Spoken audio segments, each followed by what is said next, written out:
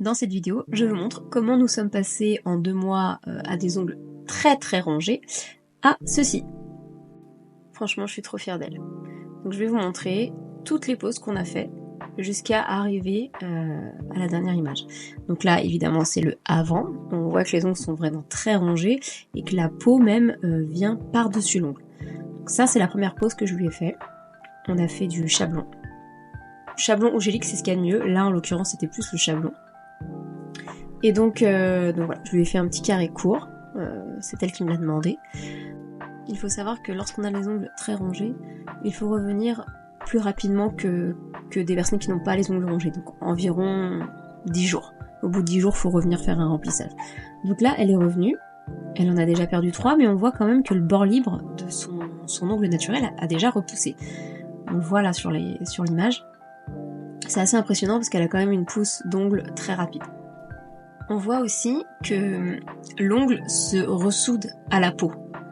Donc là, la pose était terminée, on avait fait le premier remplissage. Ici, elle est revenue. On voit d'ailleurs la repousse de l'ongle. Et elle n'en a perdu aucun. Donc là, je lui ai fait retourner la main pour voir si effectivement on aperçoit le bord libre des ongles. Pour l'instant, pas trop. Enfin, en tout cas, pas pour tous les ongles. Donc ça, c'est la nouvelle pose qu'on a faite. J'ai changé la forme.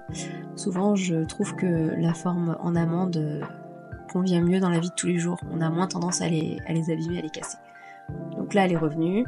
Ils ont repoussé. Donc pareil, là, on commence à apercevoir le bord libre de ses ongles. Alors pas sur tous, mais ça y est, on commençait à bien le voir. Là, je montre l'étape où j'ai retiré le gel du dessus. Donc il reste encore du gel sur les ongles. On a l'impression d'ailleurs que ce sont les siens. Ce n'est pas le cas, mais ces ongles à elle ont bien poussé. On les voit par transparence. Si on regarde bien, on voit un peu le bord libre. Donc là, on a refait une pause. Et on voit que d'aspect, c'est de plus en plus joli. Plus naturel en tout cas. Donc là, on était parti sur une French orange. Et elle est revenue, on a retiré pour passer à la Blue French du coup sur ongle naturel. Donc là j'ai carrément retiré tout le gel. Il y en a qui sont un petit peu plus courts que d'autres. Et donc la cliente m'a demandé un carré pour pouvoir réaliser une French.